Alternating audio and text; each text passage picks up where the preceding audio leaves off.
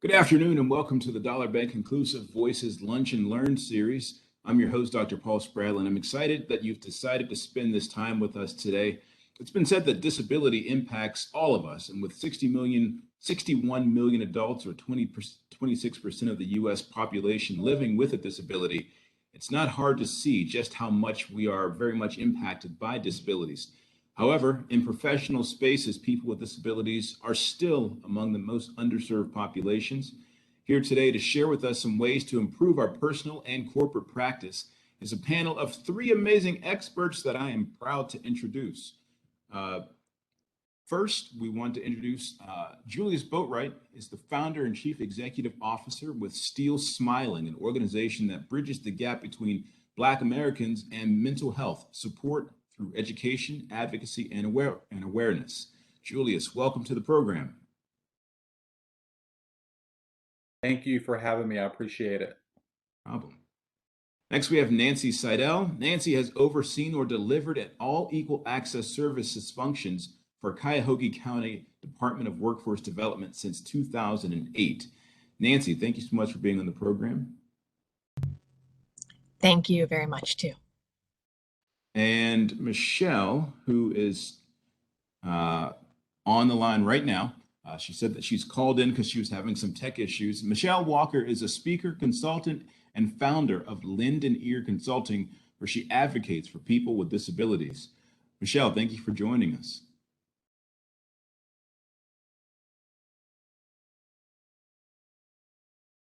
I think Michelle's there. So we'll jump right in and hope that Michelle's able to join us when she's able to. So I want to start by more broadly. Nancy, do you find that people are still fairly unaware of how broad the range of disabilities are? And how are people with disabilities defined today? Well, sure. Yes, I think we still kind of fall back on some of the old indicators of disability. If someone's using a mobility device like a wheelchair or a cane, if they have an assistance animal with them to help them with either mobility or other functions that dog or other animal provides. So we still kind of fall back on some of those visual cues, but there is a broad range of disability. The ADA defines it as anyone who has or is perceived to have a physical or mental impairment that impacts a major life activity. At our one stop where I work, it's the Ohio Means Jobs, Cleveland, Cuyahoga County. We kind of look at it more as either a perceived or diagnosed injury, illness, or impairment that affects employment. So we look at things like hearing or vision loss, lack of mobility, difficulties with learning, physical limitations that can be either upper extremities, lower extremities, some combination, mental health disabilities like anxiety and depression. And then there's just all sorts of other compounding things. You know, individuals with disabilities may have more than one disabling condition that's impacting their ability to be employed. And so their barriers can be a combination of things between communication, their ability to tolerate work, their mobility, their interpersonal skills, their ability to care for themselves in some cases, depending on the disability, just their general work skills, you know, lack of exposure to different tools and work environments. And then also self-direction can be one of those barriers that is impacted by disability, and it can be a barrier in employment.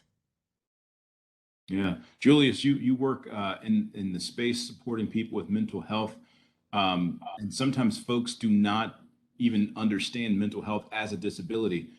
Do you find that people are still fairly unaware of what the term disabilities mean and what all it relates to, especially in your field?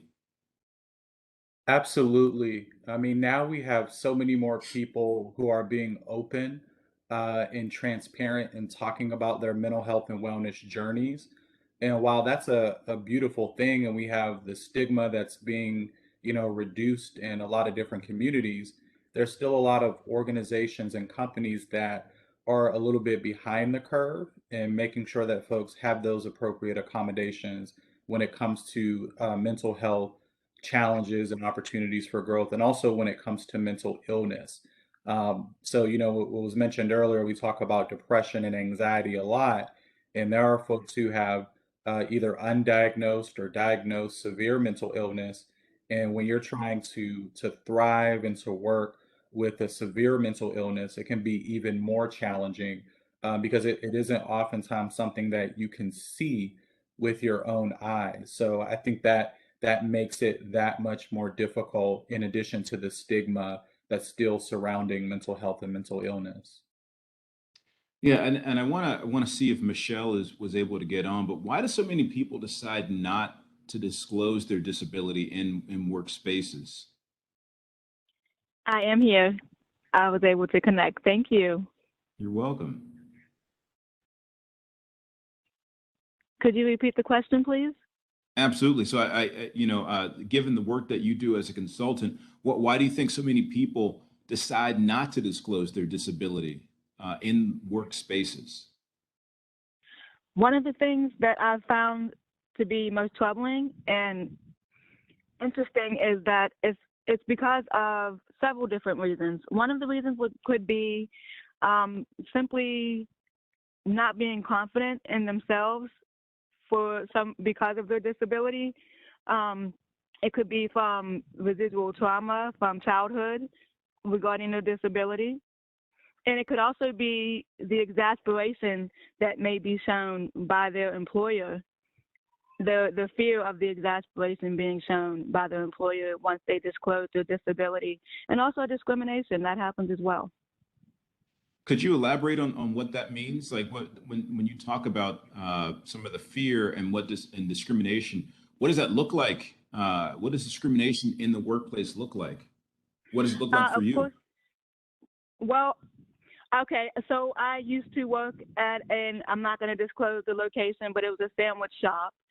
And I had difficulty hearing sometimes because I'm deaf and hard of hearing. And I'd mess up the sandwiches sometimes. So it sounds minor, but the reaction of of my coworkers and especially the management wasn't very pleasant, of course. And that was something that made it difficult for me going forward until I got a little older. I was younger when I worked there. Until I got older and gained more confidence in myself as a person with a disability. Now I have no problem speaking up about it, of course, but it takes time to get to that point sometimes. Yeah. What about the rest of the panel? What does and so Michelle, I appreciate that analogy that you gave, because what you helped us kind of understand is sort of this thing that you could have potentially carried with you if it weren't disrupted, if you didn't gain some confidence. But Julius, Nancy, what does workplace discrimination look like? Because I think that being able to call it out is important, right? Like sometimes folks may practice discrimination and not even realize it. Well, one of the things that I've run into is working with management or supervisors who may not have been given much training in how to handle when an individual is making an accommodation request. Because a lot of times when you're working with a person with a disability, they are attempting to self-advocate. But what happens is they don't use the formal language. They say, I need help with this, or I can't do that, or is there another way I could do this? So when it doesn't explicitly sound like I need a reasonable accommodation, there are some people who just don't recognize it as that, or may not ask further questions as to find out why they're asking for that help. So as a manager or supervisor, sometimes the burden should be a little bit more on that individual who's in management, but it often falls on the individual with the disability because they A, have to prove their disability, or B, have to advocate for themselves, and sometimes they aren't doing it in a way that is recognized immediately. Yeah, I hear you say people have to prove their disability. So are you saying that if I had a disability and I shared it with somebody, that there's been instances of supervisors or managers who would say, no, you don't have a disability. Is that what you're saying? Like, Well, possibly. The person might not even say I have a disability and this is why I need this, but they may make that request. But a lot of times, especially in more the human resources side of things, human resources staff will know to say, well, it's our policy that we may need you to supply documentation of why you need the support if you are a person with a disability. But supervisors and management may not necessarily take that step to work with human resources if they don't recognize that what is being asked for is an accommodation. Mm. Yeah, I would just to piggyback off of what Nancy's saying. One of the biggest issues that I see in different organizations, whether it's for profit or nonprofit, is the intersection of accountability and these accommodations. So, for mental health and mental illness, oftentimes, again, there's this stigma. So, folks don't want to speak up about it because they don't want it to negatively impact their role within the organization, their ability to move up, or just the way people perceive them in general. So, to Nancy's point, folks may not even have the appropriate language or go through like the formal measures to get the appropriate accommodations.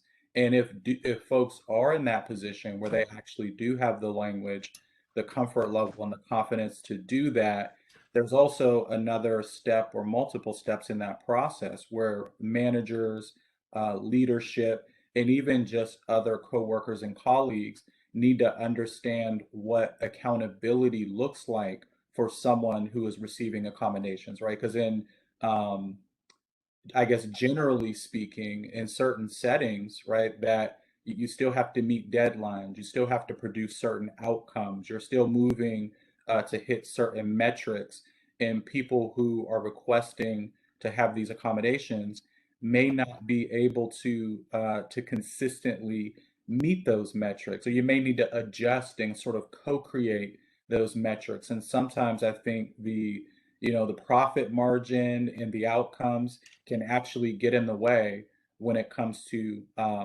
making space for those accommodations to be real for folks.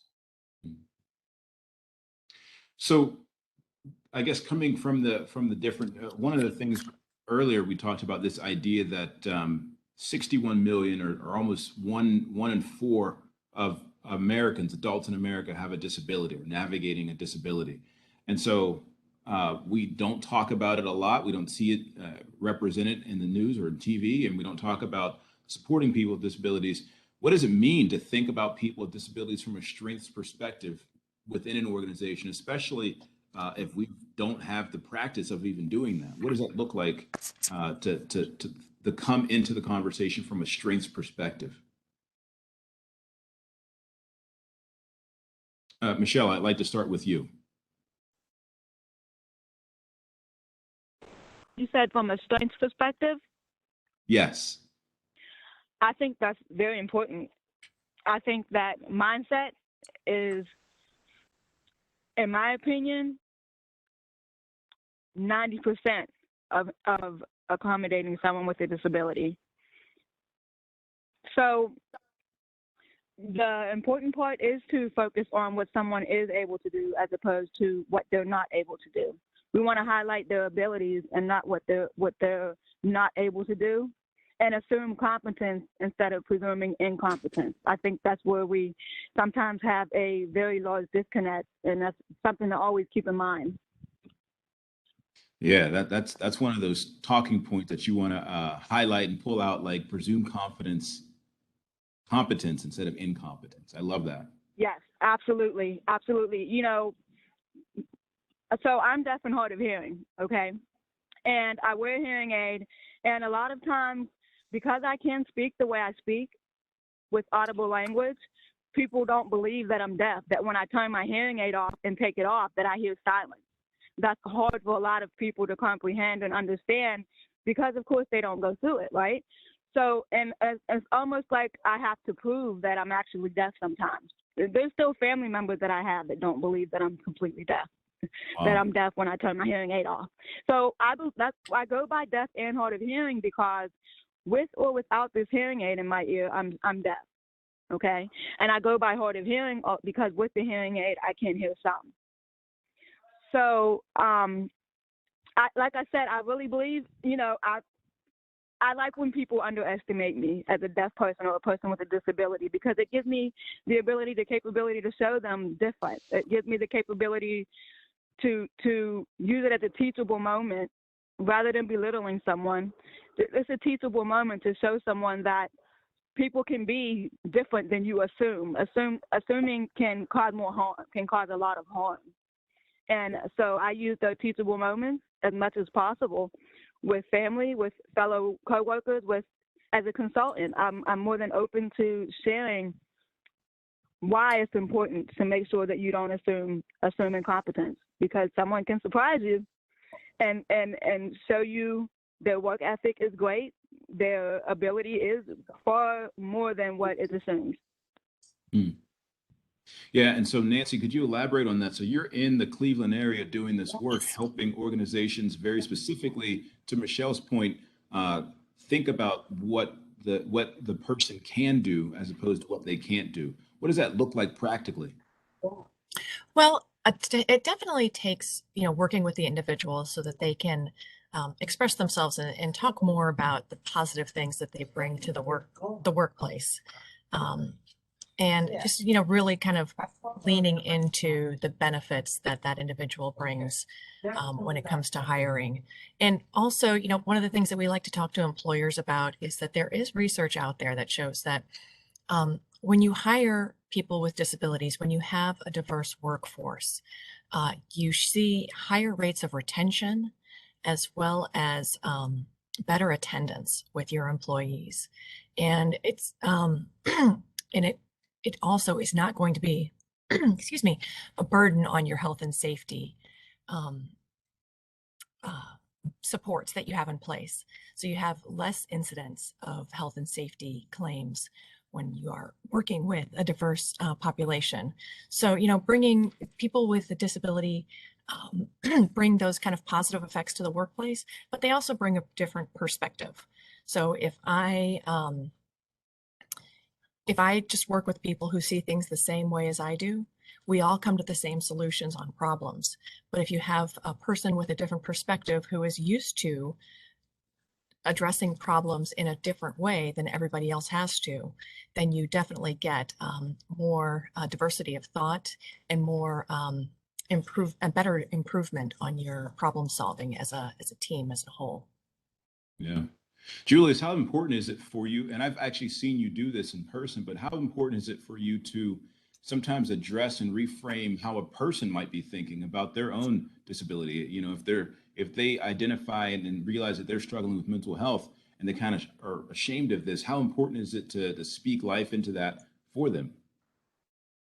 I think it's super important. I'm a firm believer in the power of storytelling and just being vulnerable and transparent. And I also know that Nancy and Michelle have both made this point and alluded to it in some way, that some folks aren't always comfortable with that because of maybe some trauma that they've experienced, or because they're fearful of workplace discrimination or retaliation to some degree. So on the flip side of this coin, I think it's equally as important, not just for people to really elevate their voice, but it's important for us, the people who are around them.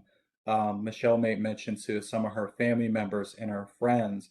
Like it's not necessarily our role or our job to try to disprove what this individual is sharing with us, or disprove their truth or their reality.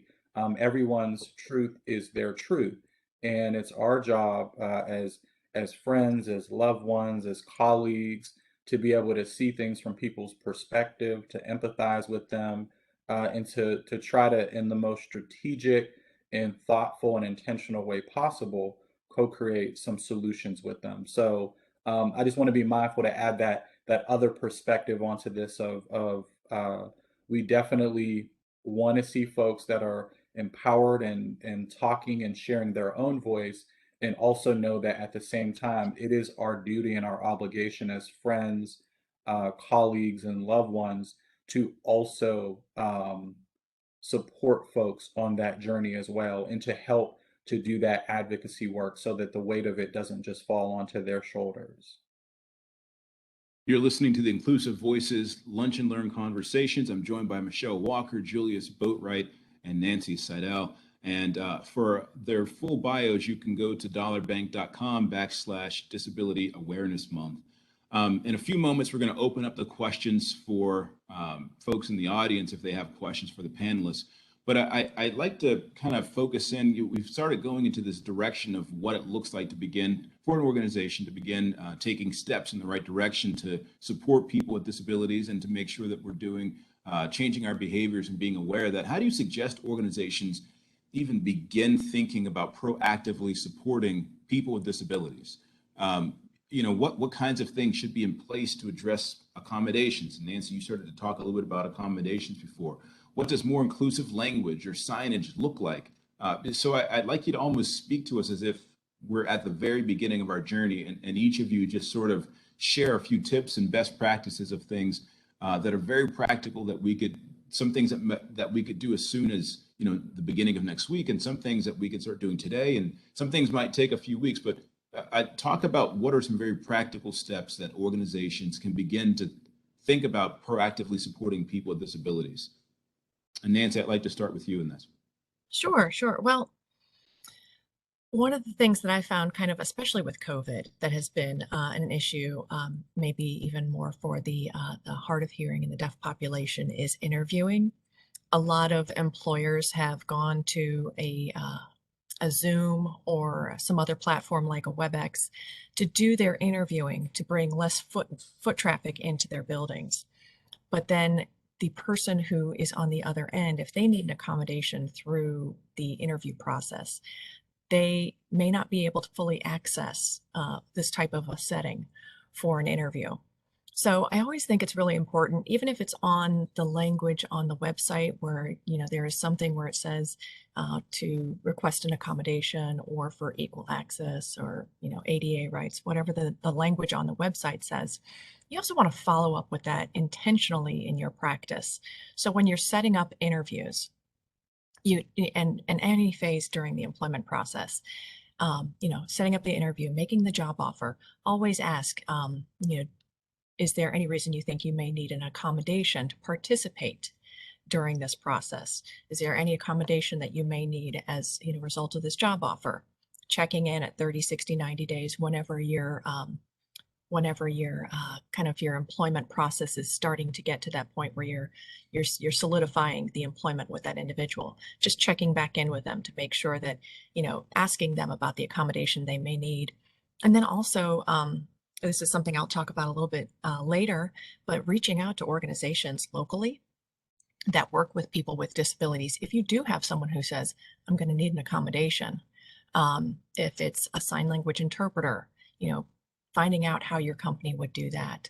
If it's someone who's going to have a job coach on or off site of the job with them, or some other kind of hiring incentive that may require reimbursements to the employer for training period, making sure that you're connected in with those agencies that represent these individuals to understand what those things are, and just kind of ask questions when you don't know what the answer is. Because we don't expect you guys to always know exactly what to do if you've never been confronted with a situation, but there are people in your community who know how to kind of help you navigate that. And so linking with those agencies is really important.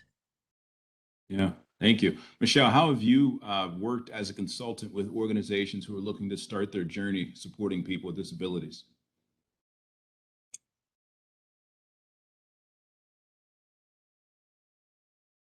Could you repeat the question, please? I can. And I want to apologize because we do not have closed captioning on this broadcast right now. That's an error on my part and a flaw, and I apologize for that. And I think it speaks to what Nancy was just saying about making sure that that accommodations are even made available and provided. So know that we are working behind the scenes to ensure that this is the last time that we have a presentation without closed captioning. So my question, Michelle, was what was in your work as a consultant, how have you helped organizations start their journey supporting people with disabilities? Well, first, I'd like to say thank you for your apology. And that right there is a big part of what I do. It's not necessarily about an apology, but actionable change. And the fact that you're willing to take the initiative to make sure that that's a change going forward, right there alone is remarkable and appreciated. That is a specific example of something that can be done to accommodate someone with a disability. And when we think about accommodations for someone with a disability, I encourage people to think about, or management and leadership to think about, more than just making sure the doors are wide enough, or making sure that there's a ramp, or making sure that they have adaptive devices, is to make sure that you think bigger than those devices and those accommodations. You want to think about equity in life. So when you look at it that way, with the bigger picture, it becomes a process where it's easier to break things down. What things do you need? What things do you appreciate in general? And when you look at it that way, it makes it much easier to break down what could be needed for different people with different disabilities.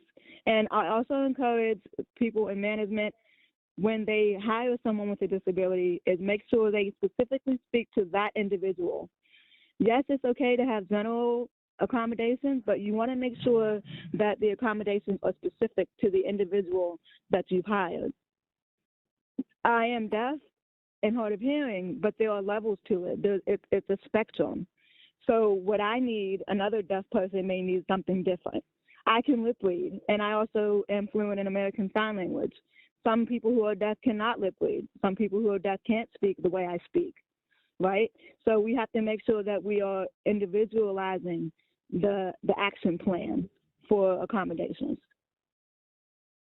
Yeah, that's really good. I appreciate your energy also. I can see why folks reach out to you a lot as a consultant. Julius, how would you like to add to this conversation, just around places that people can start? I would just pick up right where Michelle left off, particularly around mental health and mental illness. It is not a one size fits all. So, why some organizations may have an employee assistance plan and things of that sort, that may not be the right entry point for treatment or for mental health support for all folks. If they're still battling with stigma or trying to work through some trauma. So, one of the things that we've done organizationally is be mindful, right, of our HR sort of lines and our legal lines, and just really trying to see if folks are open upon entering the organization, as whether they're an intern or somebody who's in an executive leadership role. We do want to have a conversation with them about how we can best support their mental health, their emotional wellness, and their overall well-being. And then giving them an opportunity, to Michelle's point, to let us know, well, I'm already in therapy. I can, maybe use an accountability partner to continue to stick with that. Or I've never really heard about an EAP plan. So if someone from human resources can talk with me a little bit more about that. So really just not applying a one size fits all approach to assuming what their mental health and wellness needs are, but really opening up that dialogue so that from an organizational culture standpoint, folks start to understand, or at least open up to the idea that, wow, this is a place that embraces their employees' overall mental health and wellness. And it is a space that's inviting those conversations. And I think what that does is it gives people confidence, or helps to boost their confidence, and makes them a little bit more comfortable expressing what it is that they need. Yeah, and Julius, I want to come back to you in a little bit to kind of maybe dive in a little bit deeper around just being able to connect with a person from an entry point of what they need around mental health and mental illness. So I want you to put a button in that, because we're going to come back to it. I do want to talk as we begin to wrap up. So Nancy, you work with organizations who receive funds from the federal government, and as such, the OFCCP has what's called affirmative action plans. And the affirmative action plan essentially is designed to show intentional efforts in the recruitment and hiring process of diverse employees, which include people with disabilities, veterans, and historically underrepresented populations as well. How do you recommend organizations collect data about people with disabilities, especially if the people themselves do not want to disclose for fear of retaliation? How do you engage folks in that process of working with their affirmative action plan? Well, I think, one of the things that we've talked about, not only do I work with the job center here in Cleveland, but I'm also part of a committee that is an advisory committee to the county executive here in Cuyahoga County. And one of the things that we have talked about in our employment subcommittee is the importance of, setting those goals and measuring those goals and kind of making sure that you're returning to that to kind of problem solve when you're not meeting your goals, whether it's a percentage of total numbers of interviews, applicants, that kind of stuff, or if it's, like a whole number that you want to use. So many of our applicants we want to interview, we want to make sure at least this number of those applicants are people with disabilities. One of the things that, a lot of what starts the conversation process for a person with a disability disclosing is knowing that there's some safety nets in place. So knowing that the employer does have an affirmative action plan, knowing that the employer does have a contact for an individual to reach out to if they would require an accommodation. Knowing that information will be maintained with strict confidentiality. And in some cases, it's a case of, I have a friend who worked there and they said they treat me, they treat my friend great. And that person has talked about their disability with their supervisor and they have gotten what they needed to help them thrive in the workplace. So, a little bit of those practices, those kind of intentional practices to open the door to disability disclosure. And then also making sure that the information is kept safe and confidential, so that there's that trust also that's there. But then also there are, I mentioned earlier, there are a number of agencies in state and local level that work with individuals with disabilities. And when you're sourcing candidates, you can't always expect a candidate to come to you that meets the criteria of what you're looking for as far as looking for veterans, looking for individuals with disabilities. If you're trying to meet some certain hiring goals, you want to reach out to those agencies because a lot of these agencies that are out there work with individuals with disabilities who are seeking employment. State and local vocational rehabilitation, it's going to look different in each state. But in Ohio, we have opportunities for Ohioans with disabilities. Pennsylvania has a different department, and Virginia also has a different department, DARS, Vocational Rehabilitation for Virginia. I sent you an email a little bit before the meeting with all the links to the different agencies that I'm going to mention. There are veterans programs for veterans who are disabled as a result of their service. So that's referred to commonly as the Chapter 31 program. And under it's called Veterans Readiness and Employment. And it's a vocational rehabilitation program for veterans who may be seeking education, but they're also in the long run seeking employment. And so the local VA will be able to help you connect better with veterans, connect better with the agencies that are helping those veterans locally. Your county boards and state boards of developmental disabilities, Department of Developmental Disabilities, what we call it here in Ohio. In Pennsylvania, it's the Intellectual Disability Services. And in Virginia, it's the Virginia Department of Behavioral Health and Developmental Services. They have a state level provider agency, and then they also work locally, probably county to county, with developmental disabilities boards. So if you were looking to hire individuals who have an intellectual or developmental disability, really working with those agencies is important. And then connect with your American Job Center, because we get to see everybody. And so we work with individuals with disabilities, we work with veterans, we work with people who are receiving unemployment, we work with a broad range of individuals who are seeking employment, and we can try to help an employer connect. We have information that we gather that allows us to determine what types of groups that the employer would like to really try to get us to help them source, so that you can meet your goals for hiring. Yeah. Thank you.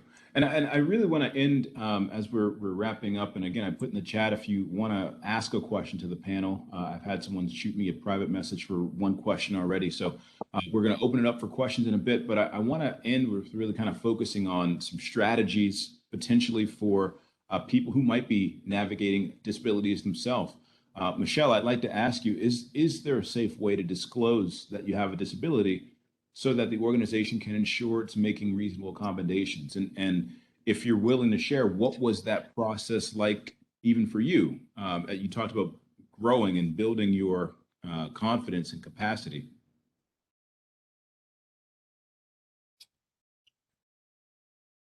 So for me personally, I used to be Yes. quiet and shy. I'm not so much anymore. I had to learn how to be a self-advocate and not be afraid to speak up when I needed something, when I needed an environment with less background noise, when I needed people to face me when they speak to me, if I needed an interpreter, depending on the setting. And one thing that there's a few things that I want to speak on in conjunction with what Nancy said.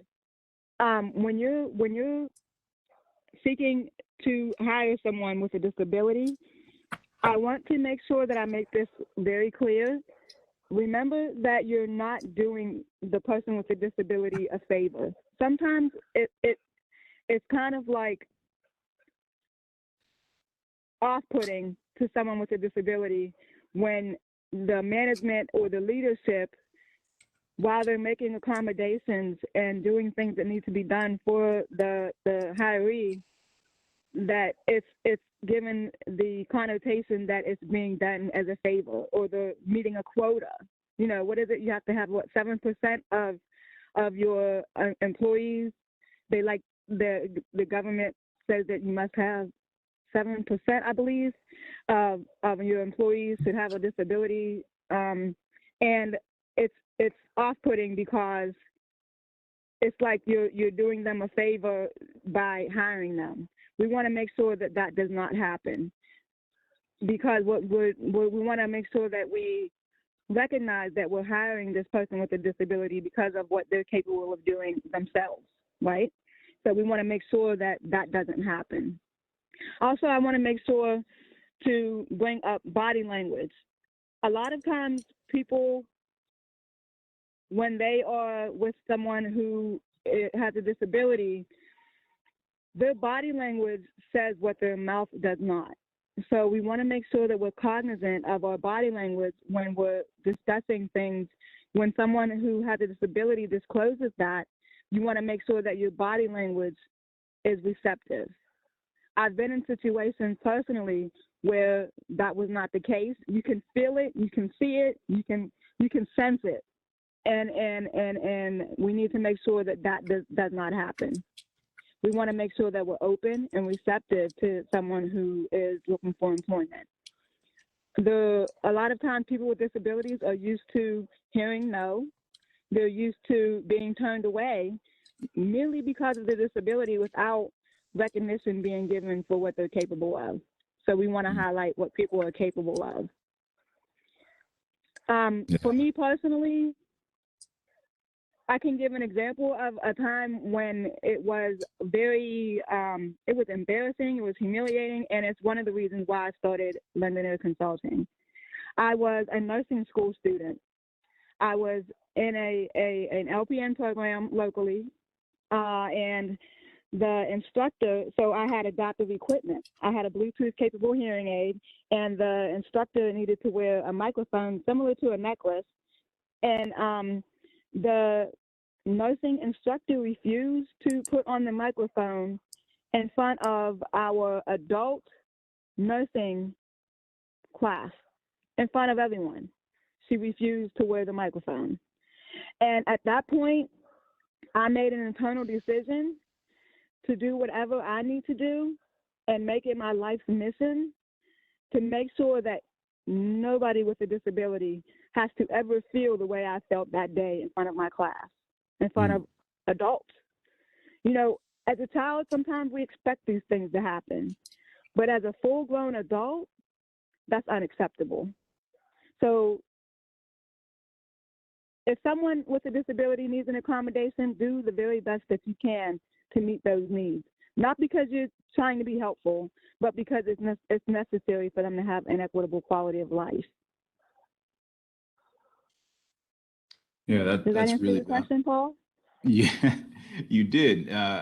You more than answered it, because I think that you really coming from a space of empathy and being able to connect and elevate. But earlier, like the things that you say are very consistent, right? Like you're talking about treating people the way that you would want to be treated, and acknowledging those spaces when we're not doing that, being open to hearing the feedback and reception.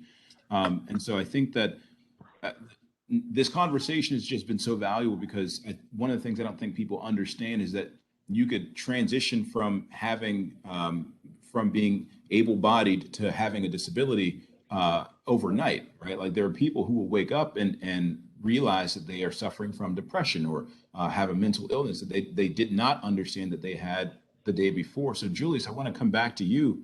Um, One of the thoughts that you were talking about before is just being present and mindful in this space of where folks are at. How can we do that? How can we be mindful of where people are with their mental health, having just navigated or still navigating a pandemic and all the things that have come along with that, and what they're dealing with, right? Like, how can we be mindful of where folks are at, what they're dealing with, and what happens if a person is experiencing difficulty today, right? I come into work and I'm just not myself. I'm having an off day. What does it look like to start those conversations from the beginning?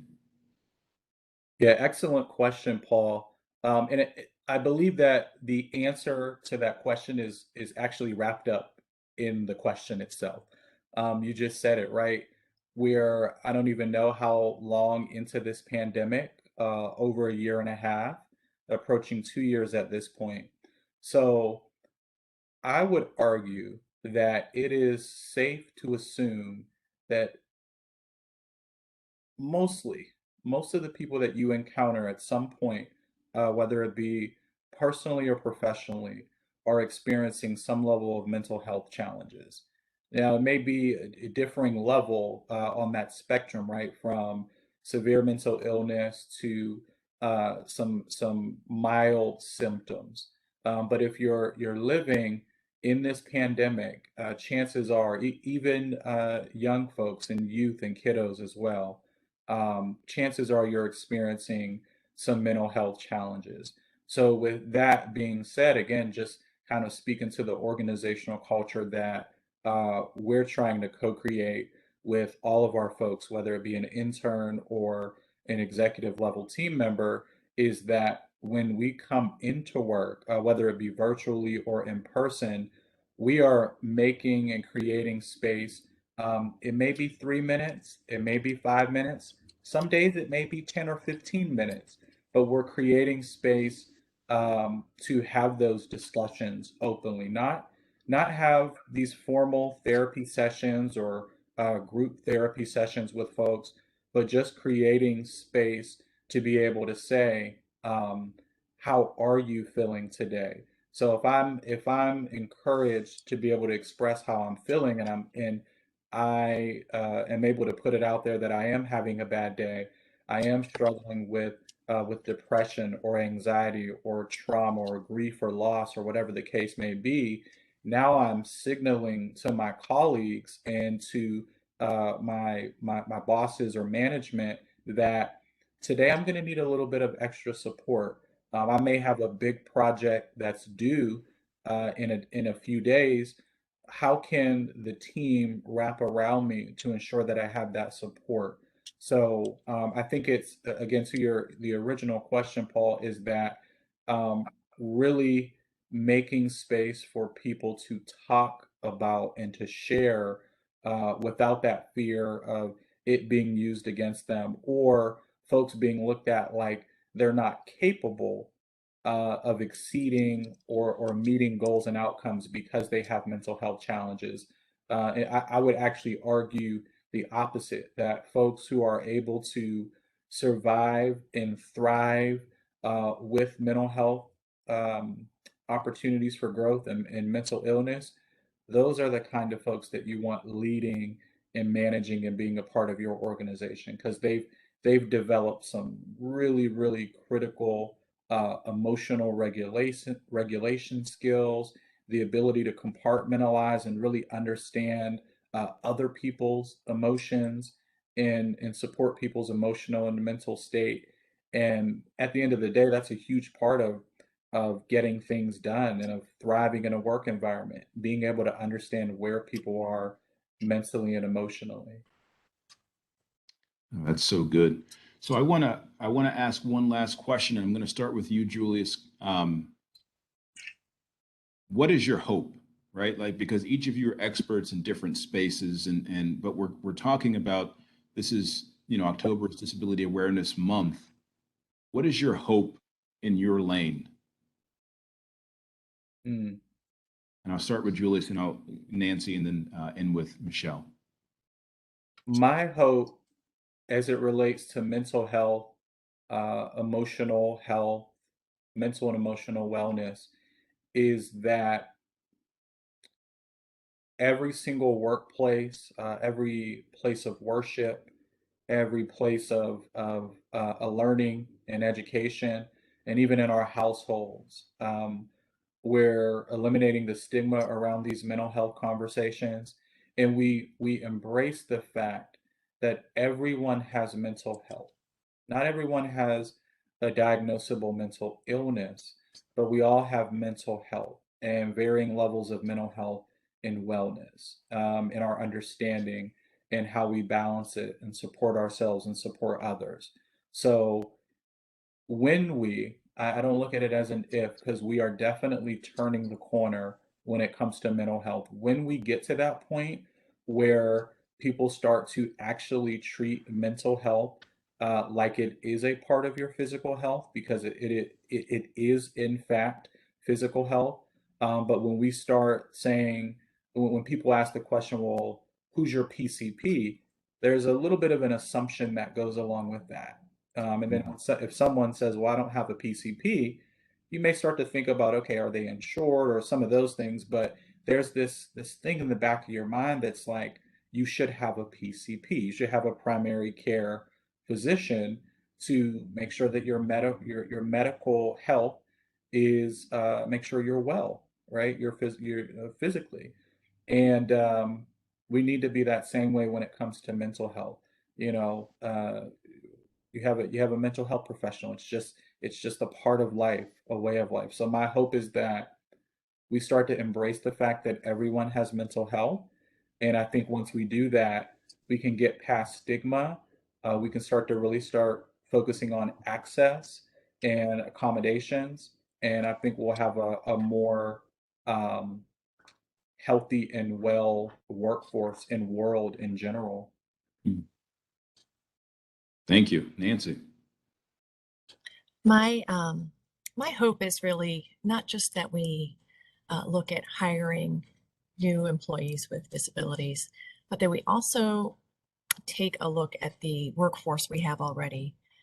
There are going to be people in your workforce already who are people with disabilities, and in a lot of my history of working with people with disabilities, I was a support person to them to getting that job.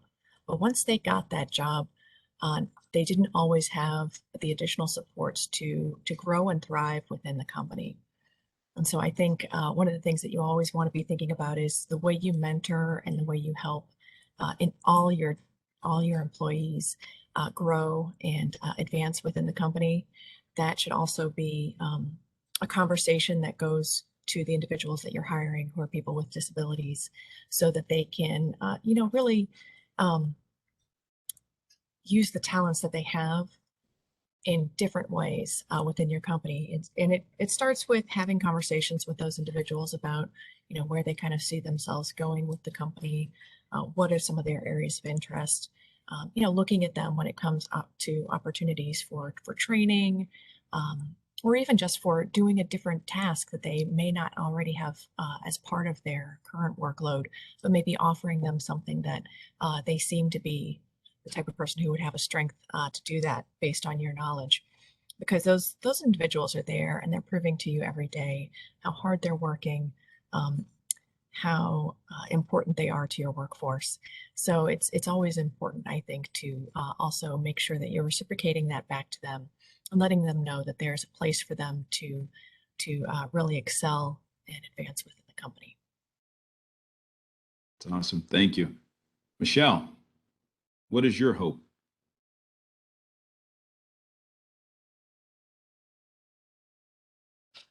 Hello? Can you hear me? Hi. I can. Okay. Hi. So I wanted, you already know I look at the bigger picture. Hiring someone with a disability could be one of the best things that you do for your organization or your business. A lot of times, and I'm speaking for myself and a lot of people with disabilities I know, we have extra drive. We have extra drive and determination, not just to meet your goals as an employer or in leadership.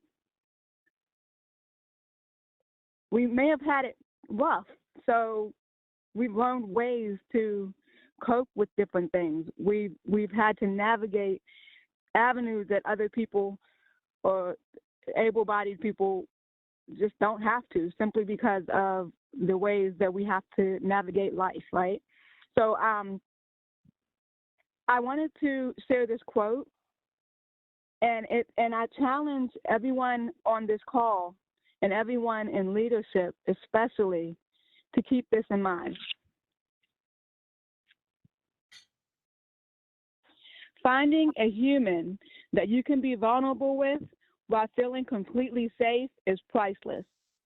Now, this is a meme that I saw, on social media, and it just has an initial J, and it says iron word. So I challenge everyone to think, yes, we want to make sure that we're being great employers. We want to make sure that we're great in leadership. But one thing that we have to remember is that if serving is beneath you, leadership is above you. We have to think bigger. This is a fellow human being who deserves the same treatment and respect that we want for ourselves, right? So my hope is that people will make themselves be a safe space for someone with a disability as an employer in leadership that they can come to if they have an issue and know and rest assured that it'll be handled accordingly. Thank you, Michelle. That's my hope. That's a beautiful hope, and I appreciate that. Thank you so much. We are almost out of time. There were 3 questions that came into the chat, 2 to me privately. So I'm going to combine the 2 private questions because they're really asking about resources for folks who want to lean into this more or for managers. And I know that Nancy has sent me an email. So if you are interested in receiving some resources and places that I can point you to right away, first, I could forward you that email, but also on the website, thedollarbank.com/disability awareness month, there is an article that Nancy sent that it's the 10 commandments. 10 commandments for communicating with a person with a disability. Yeah, so that's a free resource as well. And then sort of in the public chat, Mike asked, what is the best way to have people talk about a situation with a person with a disability versus staying quiet or just sweeping it under the rug? And we'll see if we can get you to respond to that in 30 seconds or so. Any of the panelists, if you'd like to respond to what is the best way to have people talk about a situation with the person with a disability versus staying quiet or sweeping it under the rug? I'm okay with answering this first, just if everyone's okay with that. Go for it. Thank you. Make it a simple conversation. A conversation. That's it. A simple conversation, and allow the person to express themselves without judgment and exasperation, and you're off to a great start. Just remember, a conversation.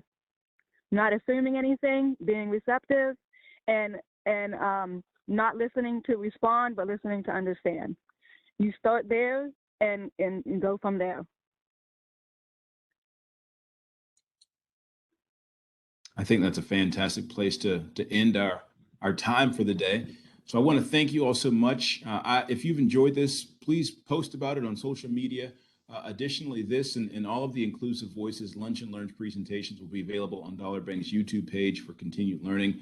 I know I learned a whole lot. There's so many takeaways. The idea of not applying a one-size-fits-all, asking about accommodations and being proactive in that space. Connected with agencies in the community who can support you on your journey. There's so many great takeaways, and I'm grateful for our panelists. Thank you again to a wonderful panel. And remember that you are able to make a difference. The things that you're doing both in your workspace and in your community have an impact. Until next time, remember every community and every person has incredible value. Thank you so much for joining us. We'll see you next time. Thank you. Thank you.